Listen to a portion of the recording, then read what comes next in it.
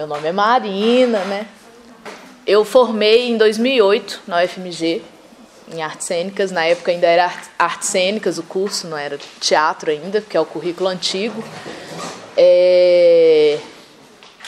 Eu sou atriz, na verdade, e trabalho com iluminação desde 2005, que foi quando, na UFMG, eu comecei a fazer luz de todas as montagens que tinha. Na época, o Cris está aqui, é testemunha, a gente tinha 4 lâmpadas ímpares no curso de artes cênicas, a gente tinha 4 lâmpadas ímpares. O que é isso? É uma coisa que nem existe. É uma carcaça de lâmpada par com uma lâmpada halógena de setlight lá dentro. Então, uma coisa absolutamente assim, coisa de boate, iluminação de boate, que era um equipamento emprestado do Mayombe, que tinha um projeto de pesquisa, de extensão na Letras, que conseguiu comprar essas quatro ímpares.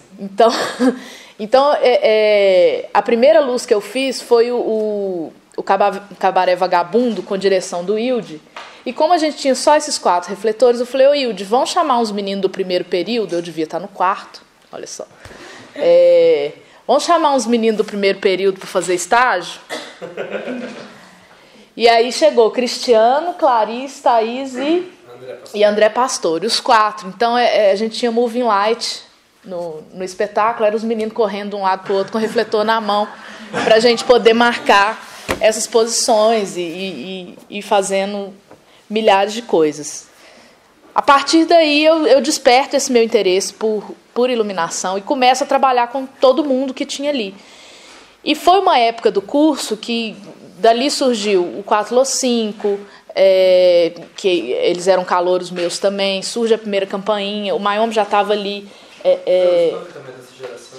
O Spanca mas o Spanca é anterior a isso, é anterior à entrada dos meninos na universidade. E eles não se encontraram na universidade, né? Eles se encontraram através de uma cena curta que eles fizeram. Então eu comecei a desenvolver com todos esses grupos vários trabalhos, porque é aquela época que a gente está na escola, que a gente quer fazer as coisas, que a gente quer testar, e a gente não vai gastar dinheiro com isso a priori, a gente não são grupos profissionais ainda, a gente está todo mundo começando. Então, a partir daí, eu comecei a trabalhar com o 4Lo5, era o grupo que eu mais trabalhava, e a gente começou eu fiz a luz dos 4 primeiros trabalhos deles, que foi o É Só Uma Formalidade, o Outro Lado, o Humor e o Get Out. Foram os 4 primeiros trabalhos, eu que fiz a iluminação. E aí, não é só uma formalidade, como eu era atriz, não entendia muito de programação de mesa. Geralmente a gente entrava nos espaços, nos lugares, e a gente tinha uma mesa analógica, a famosa rabo quente, para trabalhar. Eu desenvolvi uma forma de operar luz manualmente, sem fazer gravação de cena. E eu fui descobrindo uma coisa muito interessante de trabalhar dessa forma, porque como eu sou atriz, eu me senti em cena com os meninos, lá operando a mesa. Então, a partir daí, eu comecei a entender a importância dessa operação ser feita por alguém com sensibilidade, que principalmente conheça o espetáculo, e quais são os conceitos que delimitam essa iluminação ali, porque tudo está acontecendo ao vivo, a gente não está dando gol e acionando cena. Então, tudo ali, né? A gente operava luz assim, para baixar, dar um blackout, você está com todos os botões da mesa levantados. Até você descobrir que existe o master, demora um pouco, né? Para você dar o blackout. Então, assim, todas as luzes... E aí, assim, eu sou uma pessoa da prática, porque o que eu tive de teoria da iluminação são essas coisas básicas que a gente aprende na escola mesmo, que a gente está fazendo curso de teatro. História da iluminação, teatro grego, leste a oeste, no sol nasce se põe, dias inteiros a peça. Então, a gente vai... Porque a iluminação, da forma como a gente tem compreendido atualmente, né, que a gente fala dessa dramaturgia da luz, essa dramaturgia do espaço, isso surge com a energia elétrica e, na verdade, bem depois da energia elétrica. Isso surge no teatro moderno, que é com o enaltecimento ou surgimento, sei lá como que a gente fala isso, mas quando surge a figura do encenador, que vai pensar isso não como uma geral ou um painel pintado. Então, a gente passa a ter cenário, cenografia, a gente passa a ter uma série de elementos que são linguagem, né? Que passam a fazer parte disso. E por que eu estou falando disso tudo? Porque o meu processo, aí eu só posso falar da minha experiência adquirida, eu não posso falar por outros. O meu processo passa muito por esse trabalho de entender aquele espetáculo, de estar ali junto com aqueles atores e de que forma que essa linguagem vai se construir junto com a dramaturgia do espetáculo, junto com essa cenografia. Então, todos esses elementos que a gente vai agregando para dar sentido a algo, né? Principalmente se a gente pensar na iluminação como esse recurso da visibilidade, né? Porque eu iluminadora, que vou decidir se aquilo está no claro, se aquilo está no escuro, né? Então, são esses desenhos que a gente tem que estar sempre prevendo tridimensionalmente aquela imagem, aquela fotografia que você vai imprimir ao vivo e que pode dar certo ou pode não dar certo, porque aí tem uma série de fatores que vão influenciar esse dar certo ou não dar certo. Por exemplo, altura, isso vocês já estudaram, né? Altura, foco, desfoque, ângulo, que é importantíssimo, né? Esse ângulo de 45 graus que a gente usa para fazer geral. Ele é meio padrão, assim, qualquer teatro que vocês vão chegar, a geral vai estar montada com uma afinação de 45 graus, e isso é regra, né? Mas a gente pode subverter. Eu já fiz espetáculo que a geral eram 3 refletores que cortavam só de um lado, assim, só tinha 3 refletores aqui fazendo a geral inteira do espetáculo, mas isso era conceito, que é o Cachorros Não Sabem Blefar. Ele não tem uma geral, padrão de palco italiano e tal. Então, são escolhas que a gente faz o tempo inteiro, né? E aí tudo está muito relacionado com o nosso olhar. E é uma coisa, né? Eu vejo uma luz entrando ali da porta, ela está pegando no pé da cadeira, aí você já fica... São coisas que a gente vai treinando o nosso olhar para ir criando essas fotografias tridimensionais. Então é isso, assim, meu trabalho se deu muito na prática mesmo, subindo na escada, refazendo, fazendo de novo, não, isso não está bom, isso está bonito, isso não está bonito, isso é legal, isso não é legal. E aí vamos combinar que a gente está em Minas Gerais, né, gente? A gente não tem... Quando eu comecei a sair de Minas Gerais, que eu me deparava com teatros enormes, com equipamentos maravilhosos, com tudo funcionando, você fala, Jesus amado. Eu tinha 4 ímpar para trabalhar em 2005. Não, mas é verdade, porque às vezes você pega... Isso aqui, gente, isso aqui não existe, não. Não tem teatro nenhum em Belo Horizonte com essa quantidade de elipse aqui, não. Não tem. Assim, tudo bem que é telém, né? Não é um ETC, mas... porque tem essas diferenças mesmo dos equipamentos, né? Ainda mais quando a gente trabalha com mais escuro do que com claridade. Por exemplo, um telém vaza muito mais luz pelo corpo e pela carcaça dele do que pela lente, né? Então, você tem que ir se adequando também. Então, a gente fica... Às vezes tem equipamento demais, aí a gente fica... naquela coisa, vou usar tudo. E não precisava, você podia ter usado 3 elipses, estava tudo certo. Então, são essas realidades que a gente vai se deparando. Então, muitas vezes, por exemplo, o Teatro 171, que fica ali no Santa Teresa, que é a sede do 171 e do Mayombe, é um espaço alternativo, que tem uma pilastra no meio, tem 3 varas, o nosso equipamento é todo 110, o nosso sistema é 220. Entende? Então, assim, vamos fazer... Aí a Marina Viana, não sei se vocês conhecem, que é a atriz do Mayombe, resolveu estrear um espetáculo de um mês para o outro. Falou, não vou estrear mês que vem, não aguento mais ensaiar. Falou, não, então beleza.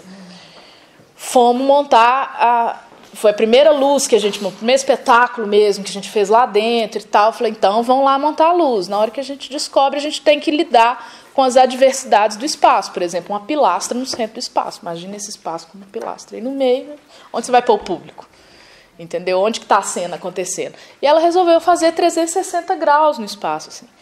Então, eu tive que criar ambientes para cada lugar que a cena acontecia, e mais, o público não sentava, o público ficava rodando com ela, ficava no meio do espaço. Você fala, o que eu vou fazer com esse público?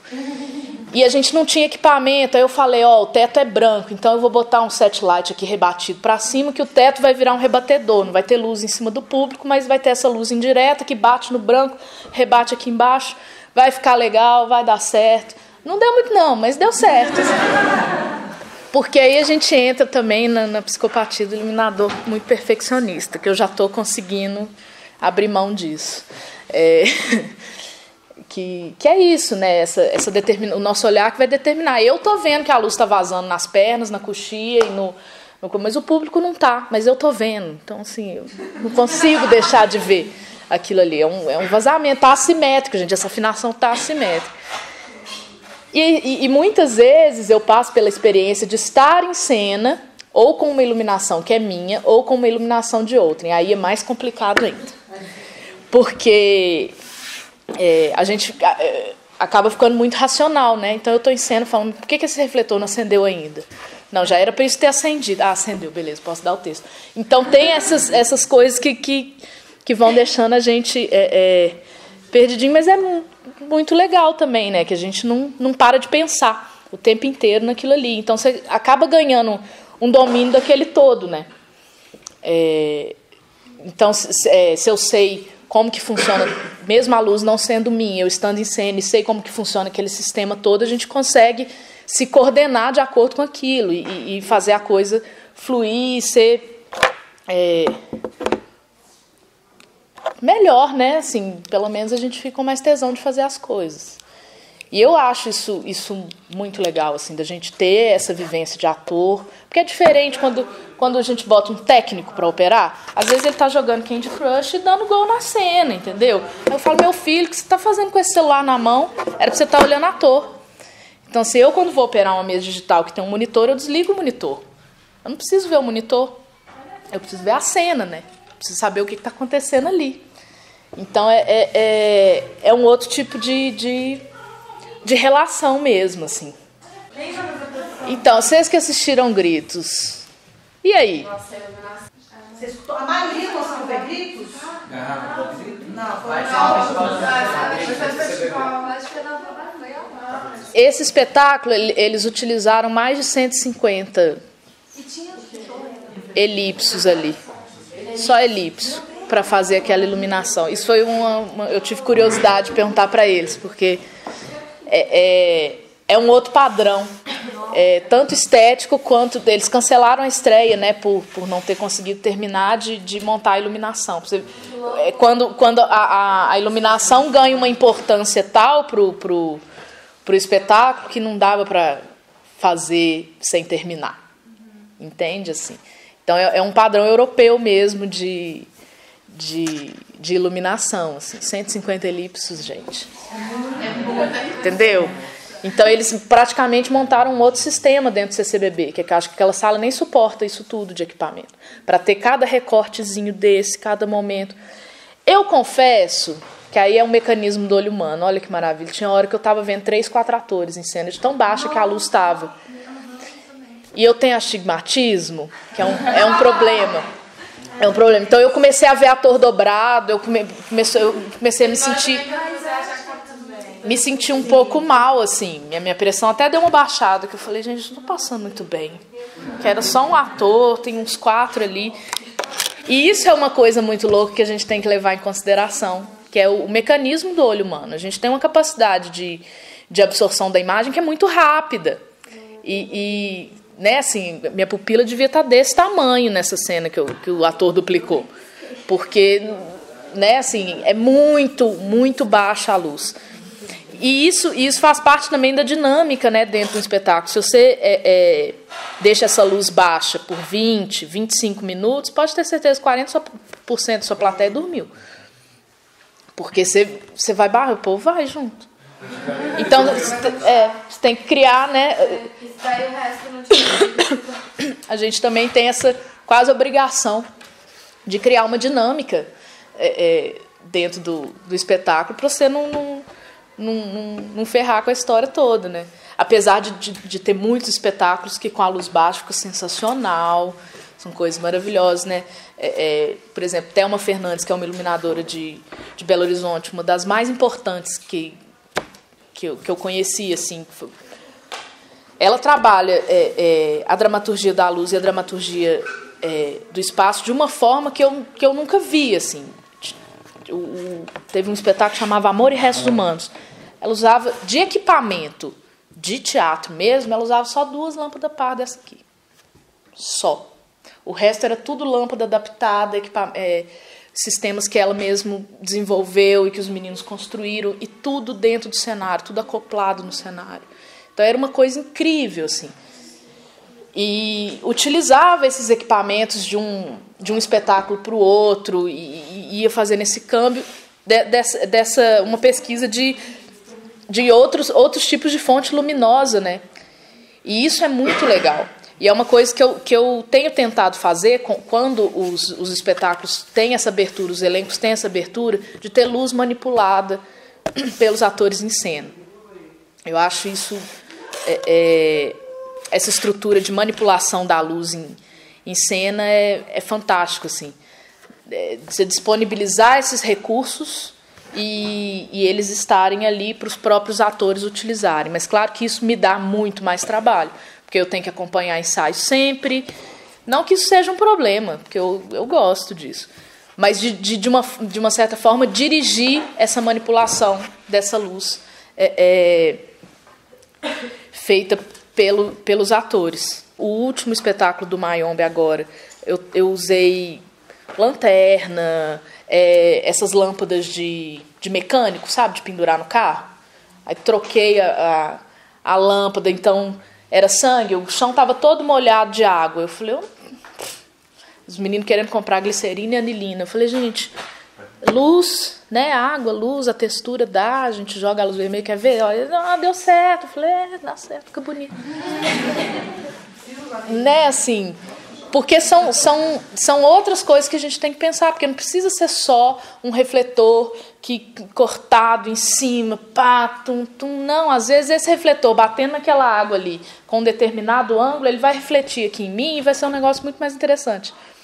Sabe, assim, a gente não precisa estar usando a luz diretamente no ator, ou no objeto, ou no que quer que seja, né? A mesma coisa com cenário, quando um cenário é translúcido, quando ele tem vitral, quando ele tem textura. Então você tem que tentar, de uma certa forma, realçar isso, né? Uma coisa é você jogar uma luz de frente num painel, outra coisa é você colorir as colunas desse painel. Pode estar pintadas essas colunas, mas você vai delimitar essas colunas pintadas nesse painel. Ou não, essas colunas existem, então você vai pendurar o refletor na coluna. Entende? Assim, então são essas formas... É um exercício constante de criatividade. Eu queria fazer uma pergunta que eu fiz para Camila Thiago, que eu entrevistei também. Uhum. Como que é ser mulher dentro do lugar da iluminação? Ih, desliga as câmeras. Não, gente. Essa é uma questão do projeto, até é uma questão nossa, é uma questão minha, é uma questão de... Tem um grupo aqui que escolheu que só queria trabalhar com iluminador. Não, eu posso falar. Pessoa física, tá? Agora eu vou falar pessoa física. Gente, é complicado. Pra caramba. Pra caramba. Porque, assim, tradicionalmente é um mundo cheio de homens, né? Eu confesso que eu fico um pouco em pânico quando eu entro numa van para fazer uma circulação no interior de Minas inteiro. São 11 técnicos e eu. Então, assim... Porque não é só eles duvidarem o tempo inteiro da sua capacidade. Porque isso é fato. Isso é fato o tempo inteiro. Você tem que se mostrar ser até, às vezes, muito melhor do que é. Eu, como sou atriz, eu tenho um personagem, que é o amigão. Já chego lá fazendo piada, abraçando os técnicos, tomar cerveja. Eu nem bebo. Enfim. Mas esse eu vou beber. Então, essa realidade é muito complexa, assim, desse dia a dia. Os teatros que têm grandes equipes de técnicos, tudo homem, assim. Palácio das Artes tinha a Ana, que saiu, foi pro Valorec, e a Clara, que está na França, sei lá, deve estar lá. Porque é engraçado, na Europa, a maioria das equipes que eu peguei para montar a luz, a coordenadora era técnica, era mulher, ela que mandava e era isso aí. Tinha eu tive menos problema, mas talvez seja por essa mudança ter começado, ou essa inserção ter começado um pouco antes daqui, né? Porque aqui também, eu lembro, quando eu tinha meus 18, 19 anos, a única iluminadora que tinha em Belo Horizonte era a Thelma. Era a Thelma, e a Thelma sempre foi uma pessoa muito exigente. E acho que o nível de exigência dela muito apertado é o que fez dela ser uma das maiores iluminadoras desse país, assim. Né, ela está ali, para mim, ela está junto da Cibele Forjaz, junto da Aline Santini, ela está ali nesse mesmo patamar de mulheres gênias mesmo, e geniosas, porque eu adoro. Porque aí a gente tem que ser genioso, a gente tem que dar piti, a gente tem que encher o saco, entendeu? Porque ele vai te questionar por que você quer colocar ali. Não adianta você explicar, porque matematicamente, que aquele ângulo, aquele refletor, aquela lâmpada é aquilo que vai produzir o efeito que você quer. Não adianta. Entende? Então, a gente tem que ficar mais grelo duro mesmo nessas horas. Então, a gente está fazendo o palco giratório agora, eu estou dando, em alguns momentos, graças a Deus, eu não ser a responsável pela iluminação. Nesse momento, eu ser atriz. Porque tem cada equipe que a gente chega, né, Cris, que... E aí depende do dia, se a gente está de bom humor ou se a gente está de mau humor. Porque o dia que eu estou de mau humor, aí eu sou terrível. Aí eu sou um pouco mais... Porque também eu tento mudar um pouco... Mas já melhorou bastante nos últimos 10 anos. Já melhorou bastante, assim.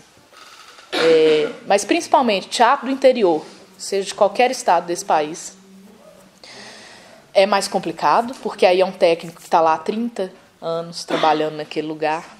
Quando é uma mulher falando para ele, quando é uma iluminação absolutamente não convencional, como a dos cachorros não sabem blefar, é uma iluminação extremamente simples, mas eu uso máscara para criar textura em quase todos os refletores. Então isso é um negócio que não se usa, né? Sai botando cinefóil na frente de todos os refletores com gretinha de luz saindo, o cara já fala, essa mulher é doida. Essa mulher não sabe o que ela está fazendo, já faz logo um gaslighting comigo, entendeu? Você já fica lá assim, ó, não sei o que eu estou fazendo. Não, mentira, a gente sabe. É aquele papel alumínio preto. Aí são cortes. Eu faço 4 cortezinhos no cinefóil, boto num Fresnel ou no PC, aí vai depender muito dessa altura. Quando é o teatro mais baixo, eu prefiro usar Fresnel, porque ele demarca menos, mas quando o pé direito é alto, eu uso PC, porque aí eu consigo ter mais definição das sombras, né, e das imagens e desses recortes. Sala João Sesquiati, uma sala com 3 plateias, ou seja, você tem que trabalhar com 3 perspectivas de público. Então, você praticamente tem que triplicar o equipamento. Então, tudo que você vai fazer na frente, você tem que replicar dos lados, para que todas as plateias tenham a mesma percepção. Esse espetáculo, no caso, graças a Deus, eles aboliram as plateias do lado, só que as plateias do lado viraram cenário. Então, uma tinha que virar mármore, era aquelas cadeiras horrorosas. Entendeu? Era aquelas cadeiras horrorosas. Uma tinha que virar mar, a outra tinha que virar não sei o quê. Então, a gente passa a iluminar isso intencionalmente, cruzando, e um pé direito muito baixo da sala. Então, para você fazer uma geral no palco da Sesquiati, você gasta 40 refletores, 40 Fresnéis. E acontece umas coisas, por exemplo, com a Camila Thiago, a gente foi montar o outro lado do 4x5 em Uberlândia. Chegando lá, o espetáculo usa basicamente uma vara central, que seria essa vara central aqui, toda a cena acontece aqui no meio, tem público dos 2 lados. A gente chega em Uberlândia, não tem nenhuma vara. Mas aí aconteceu uma coisa sensacional, porque aí eu olhei e falei, fudeu. Até então, os meninos do grupo não tinham deixado eu usar fumaça no espetáculo. Aí eu falei, Camila, tem máquina de fumaça? Ela falou, tem. Eu falei, traz pra cá. Tem elipso? Tem. Eu falei, traz pra cá. Aí montei tudo, afinei com ela, escondido dos meninos. Aí chamei os meninos, falei, gente, negócio seguinte, lembra aquela luz que a gente tinha? Porque ela era toda a pino. Ela era toda, uma vara só, no meio, que usava. Virou isso aqui. E acendi. O negócio... E a sala era muito alta, acho que ela tem 10 metros de pé direito, uma coisa absurda. A sala é muito grande, então eu tive que cruzar tudo.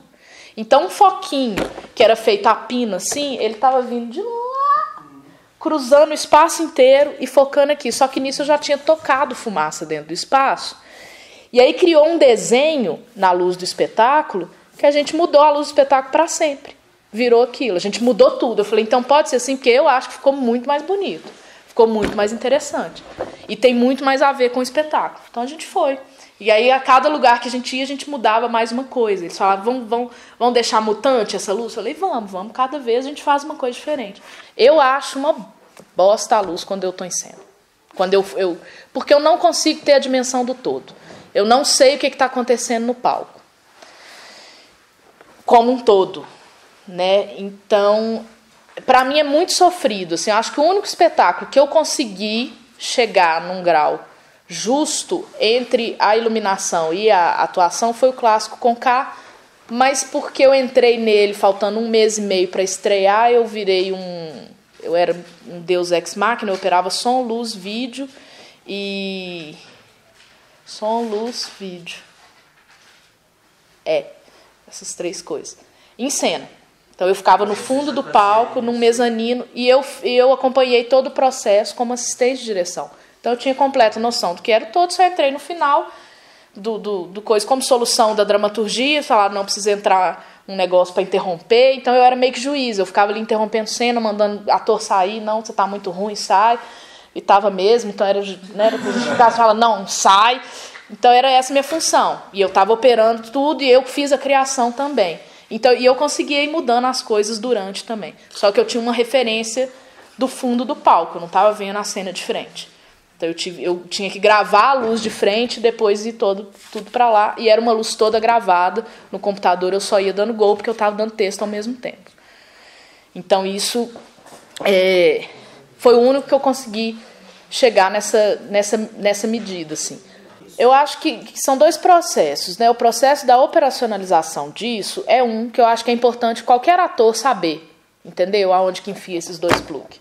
E como que demora para você afinar um negócio desse, o tanto que queima suas costas, segurar aquilo na escada. Não, mas é verdade. Eu acho isso importantíssimo, assim, dos atores, sabe? Por exemplo, no 4 quem monta a luz é o Ítalo, e ele vai entrar em cena depois, né, assim.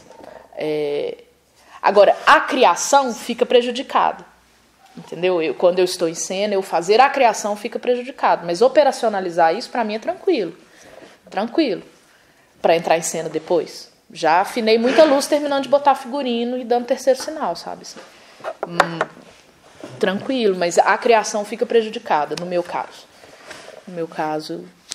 Tanto que o último espetáculo da primeira campanha de palco, que foi o Separador, quem fez a luz foi o Gés do Sabará. Eu falei, gente, eu não quero saber. Só me fala o que vocês querem, que gelatina que é para comprar. Eu não quero saber o que vocês vão fazer em cima. Que eu preciso estar inteira aqui dessa vez. Né? São pessoas que você confia muito, né? Claro, tinha 2. Então, Tinha 2. são pessoas que ela entrega... Que é o Gés Latalize e o Sabará Orlan, que são os técnicos do Galpão Siniorto, né? Que é um lugar que também foi muito importante na minha formação. Essa coisa de poder pegar equipamento na salinha e montar para fazer proposta de cena na época do oficinão lá dos 2013, que a gente tinha essa permissividade, né? Que eu não sei se hoje em dia tem. Deixa eu te fazer uma pergunta. Quanto à simbologia das cores, assim, no palco, é uma coisa mais de experimental ou tem, tipo, um roteirinho de tal cor? Não, mais uma sensação? Tem umas regras, tem umas regrinhas. Um âmbar traz tensão, ao mesmo tempo que pode trazer um dia, ao mesmo, sabe? Assim, tem essas regras que vai aprendendo ou que tem em algum lugar? Deve ter alguma bibliografia que eu não vou saber te falar agora de qual é que é, posso até pesquisar.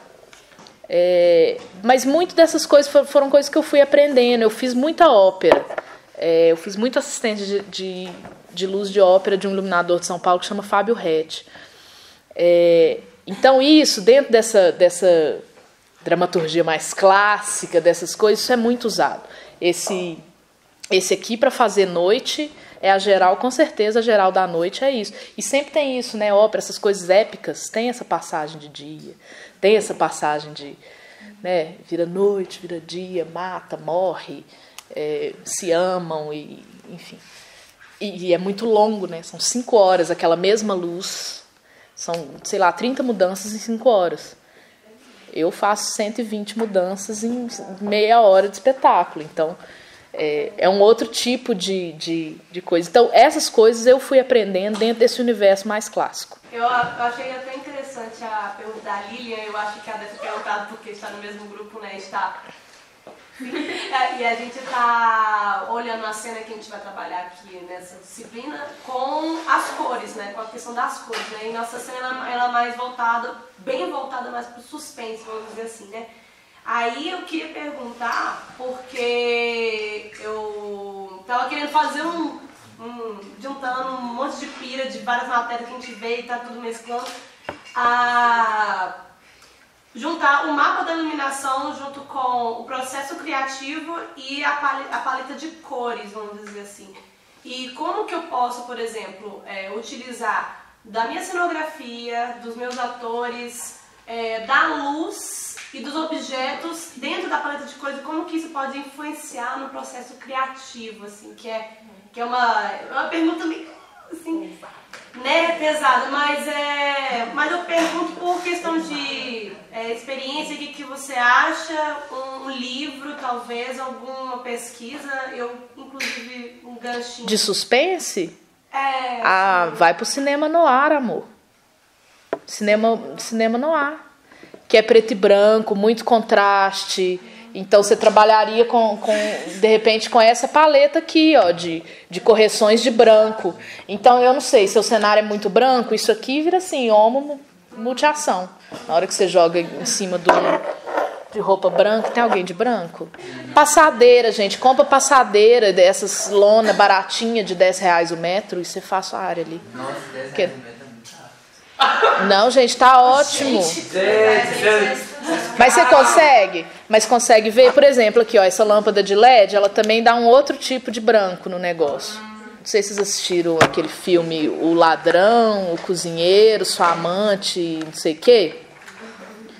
É um filme absolutamente teatral e a iluminação dele é fantástica. Você vai vendo, você fala, nossa, eu queria que esse diretor de fotografia tivesse reencarnado em mim, sabe? Fala que é uma coisa impressionante. Então, às vezes, né, você está trabalhando nesse tema aí de suspense, foge do Pânico e da Bruxa de Blair e vai para o cinema mais antigo, na época que a galera ainda fazia as coisas preto e branco, sem digital. Porque é isso, é tudo estúdio, né, gente? Fellini também é uma coisa absurda, porque aquilo tudo é estúdio, é teatro. É teatro filmado e a iluminação está ali. Então, você vê essas coisas acontecendo. E psicologia das cores, que estava no bibliografia, acha que a gente pode beber um pouco de lá também? Que o nome do livro tem um IFAC também. Só pra... Eu acho que você tem que olhar. Tem que ler. Eu não sei, eu não li esse livro. Volta à mesma questão. Não li essa referência. Uma sugestão histórica, tem uma raiz muito romântica, né? A psicologia das cores. Tem ali uma vertente ali muito subjetiva.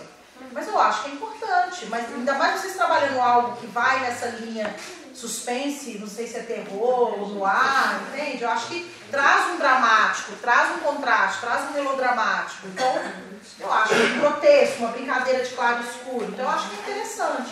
Só não acredito em tudo daquilo, porque senão a gente vai, reduzir, né? Eu, como sou uma pessoa muito mais da prática do que da academia, eu ia para testar. Fazer, botar, ver ângulo, ver recorte, ver cor. Muito mais nessa... E trabalharia essa paleta de correção de cor. Que aí você vai ter do 200 ao 204 uma variação de correção de luz branca que você pode trabalhar com... Que aí puxa mais para azul.